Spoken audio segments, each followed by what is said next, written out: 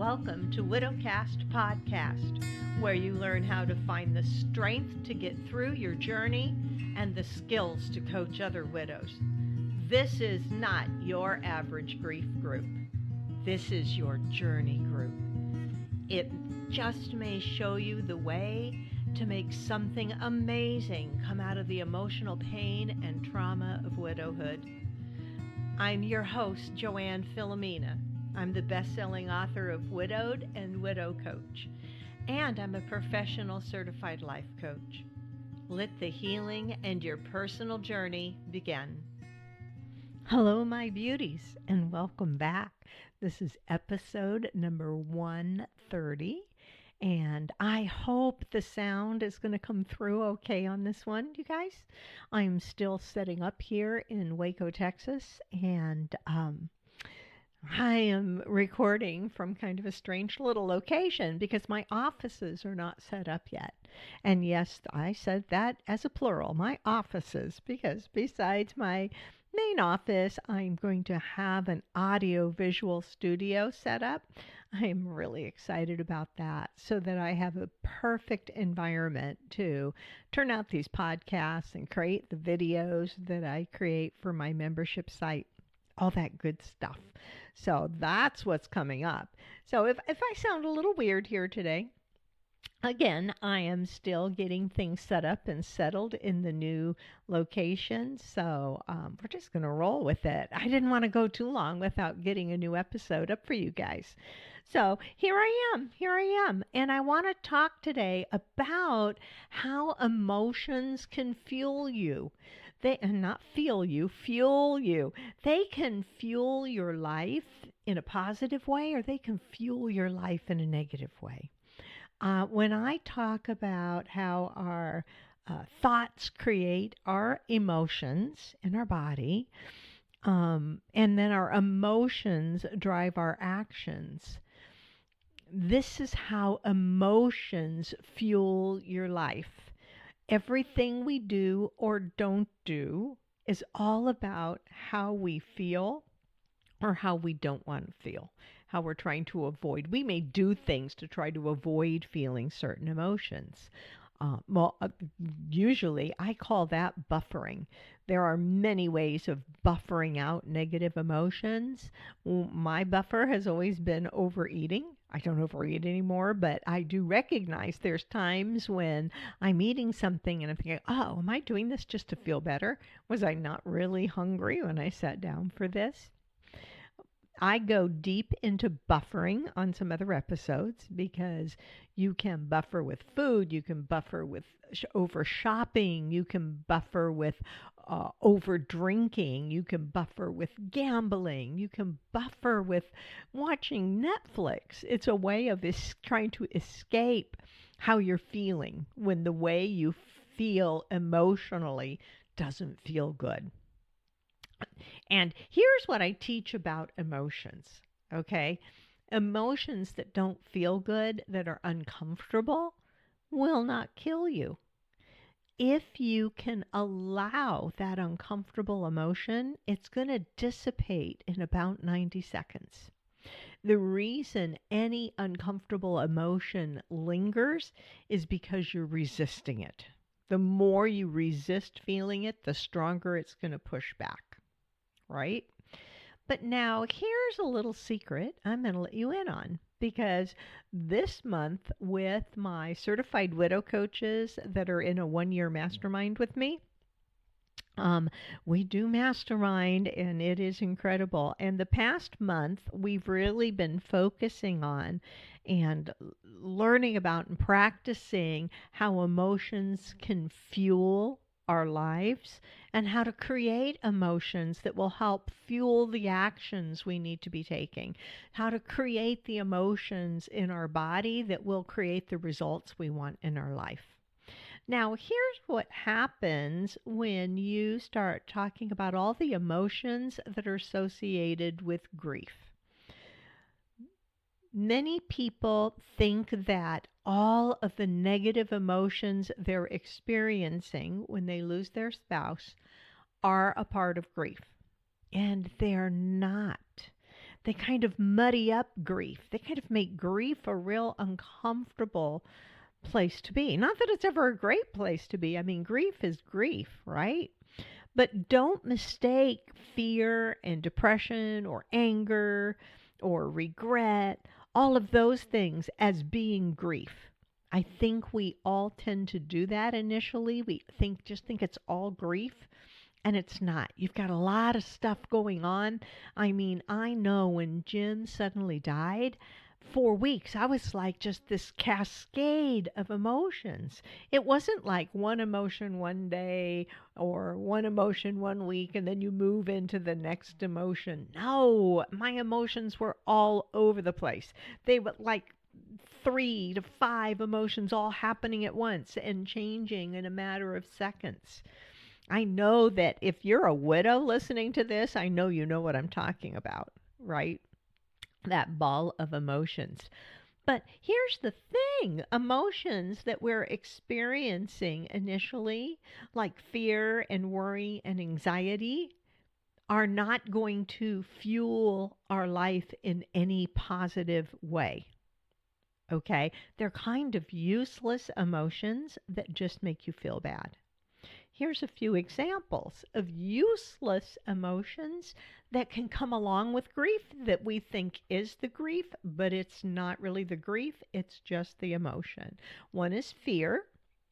Okay, I went into real financial fear after Jim passed away because I had no income coming in at all when he passed away for various circumstances, but there it was. And I really felt cheated because I felt like right now, I just want to be sad that Jim died. I just want to grieve my husband. And I don't want to be having my mind racing about finances and being so scared about money that all I can focus on is the money and not take the time to focus and appreciate on the relationship I have with my husband. You know what I mean? So fear was a big one for me. We experience fear, we experience worry, we experience anxiety. Maybe you have experienced feeling depressed or anger, jealousy, resentment, regret, hopelessness, guilt, blame, or even yearning. None of these emotions are really going to serve any kind of purpose in your life. Okay, they're not going to drive positive actions. Some of you will tell me, oh yeah, when I'm angry, it drives positive actions because I'll go for a walk to try to burn that off. Now, going for a walk to burn off the anger is a whole different thought and a whole different emotion taking place. Right? Something happens that you think about and it makes you angry. That anger doesn't make you want to go walk. That anger makes you want to strangle somebody sometimes, right? What makes you want to go for a walk is the thought that I can handle this. If I go walk, it'll release some of the stress. And then you feel focused on burning off the anger. You feel focused on getting your tennis shoes on and going out for a walk. You're not experiencing anger as your top emotion anymore. Already making the decision to go just walk it out starts to shift your emotion.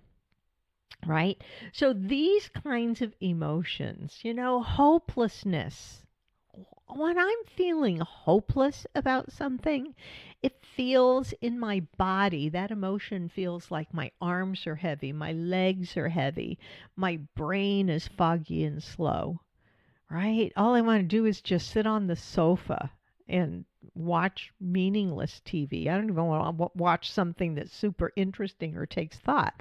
You might as well be Saturday morning cartoons for that matter. These emotions that overwhelm us are not really serving us in any way. Now, knowing they're not serving you doesn't mean that you try to push them away. Because as I said, if you resist an emotion, it's coming back stronger.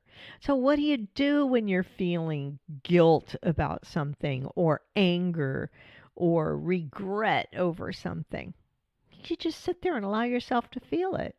You're like, nothing's gone wrong. I just feel guilty about this right now because of the story I'm telling myself in my head about it. And you let yourself feel guilt. You decide, where is guilt in my body? Because emotions happen physically within our body. So where's the guilt? What does it feel like? What color is guilt? Is it a hot emotion? Is it a cold emotion? Explore it in that way. And when you start exploring it in that way, you're going to discover that all of a sudden the guilt is like gone. 90 seconds, bam. It can come back. It'll cycle back. It's like waves on the ocean. But it's like each new wave that comes at you is going to be softer and less intense.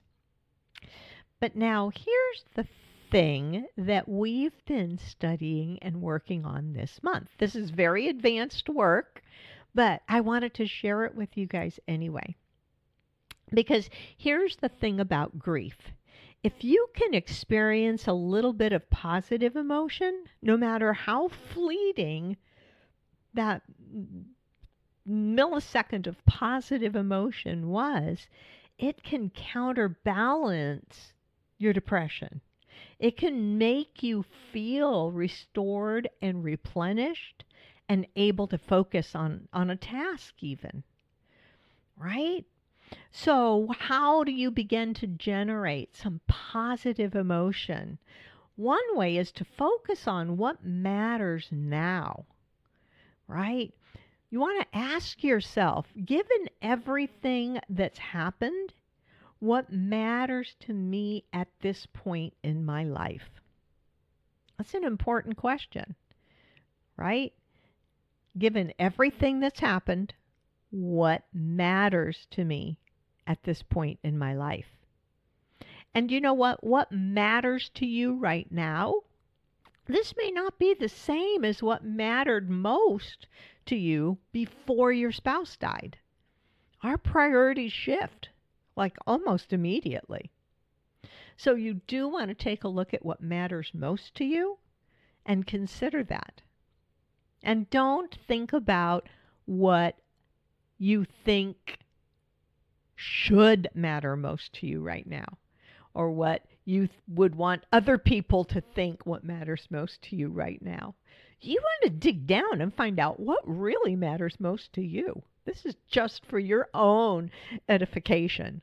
You don't have to share it with anybody. And the reason I say that is there are so many widows that I have coached in the past that were actually stunned and surprised when they dug deep to realize what matters most to them right now is not their kids. It's not their family. They feel like they should say, oh, what matters most to me is the happiness of my kids and their family. What matters most to me is that my grandchildren are happy. But that's almost kind of like the party line. I mean, it may truly be your highest priority right now. I'm not going to downplay that. Maybe it is. But here's the truth. It's not necessarily what matters most to every widow out there. I've had widows, when they start thinking about what they want and putting them in priority order, all of a sudden something like maybe traveling takes top priority. Like, I love my kids. I do want my kids to be happy. But what matters most to me right now is I think I just need to travel a little bit, get out of my by rote environment, Or maybe what matters most to you right now is being able to make a difference in the world. Maybe you want to go out and make sure that somebody else doesn't have to experience the pain and anxiety that you did. Or maybe you want to reach out to help other people suffering the same kind of condition that your spouse died from. Many, many widows feel that making a difference in the world is what matters to them right now in their life. But the question, as I said, it's really just for you. It's not an answer you have to share with anybody else, right? You just want to ask yourself, because, with everything that's happened, with the loss of my spouse, everything that's happened after that, what is most important to me in my life right now? What matters most? That will begin to focus on some positive emotion, right? Isn't that amazing? This month, working on being able to create positive emotions to drive what we want to create in our lives, I've given my coaches like 3 pages listing positive emotions. Like, most of us have 3 main emotions that we experience on any given day. you know, just like we are just in this groove of feeling the same emotions all the time. And when you look at 3 pages, it's like list after list after list after list of even just positive emotions. It's amazing what's available to us. It's like a whole palette of different paint colors that you can paint your life with. How do you create a positive emotion? And how do you decide which positive emotion you need? Well, you start with what matters most to you right now in your life and how you want to go after that, how you want to create more of that. For me, I start my mornings off usually with creating a coaching model for myself. It's like making a recipe, you guys. It's writing the recipe for the results I want to create that day. Maybe I get up and I think what I'm doing right now, I want to get a great podcast in the bag today. I want to record it. I'm going to write something that's really going to spur on my listeners. And I'm, going to get that recorded today. And then I think about all the things I need to do. Like I have to decide the topic and write some content. In this case, I had to go figure out where my microphone was buried and all the packing so I could hook it up and talk to you. I just look at everything I have to do to create the podcast that I want to be the result of my day. And then I decide, how do I need to feel to want to be able to do those things? And I decided today I wanted to feel really inspired. So I want to feel really inspired to do this and get it out there in the world. And then I can ask myself, what can I be telling myself that will make me truly feel inspired? What thoughts inspire me? And I found thoughts that drive that feeling of inspired, right? I had thoughts about all of you out there waiting for another podcast that was just going to change your lives today. I thought about all of the widows who have written me that listen to this podcast to tell me how dramatically this podcast has changed their life or helped them through this time. I just get so emotional when I think of that. And I get inspired. It's like I get fired up to do more and more and more, right? So I find the thoughts that I can actually feel it in my body. I can feel the inspiration rising, and I hold on to that feeling and I start doing the actions that I know I need to do to create this. That is how you can drive anything that you want to do in your life, because everything we do is driven by an emotion. We are acting out of how we feel. Or as I said, sometimes we act of how we don't want to feel. If we don't want to feel fear, we will just paralyze ourselves in place to avoid it. Right? So what emotions are going to drive what you need or want to create today? Maybe you want to feel gracious so that you can maybe attend something with other people that you think might try your patience, or you think, oh, they're just going to say all the wrong things again to a widow. right? And you want to be able to just feel really gracious about being there. What thoughts about it would make you actually feel gracious? Maybe you want to feel happy today. Maybe you want to feel easygoing today. Maybe you want to feel ecstatic today, right? Maybe you're like, if I could just feel centered today so that I can do some things, I just want to feel centered. What thought helps you feel centered in what you're doing? Right? You can create any emotion that you want to create in your body, even if it's fleeting, right? Like you find the thought that creates that emotion, and then 10 seconds later, you're like totally distracted again. That's okay, because remember what I said at the top of this is that positive emotion, no matter how fleeting, can counterbalance depression. No matter how fleeting, that little split second of positive emotion can help you feel restored and replenished. It's so important. So, that's it for today. If you want more of this, if you want to better learn how to generate emotions and how they drive your life, you can do one of two things. You can join me in the Widow Coaching Center.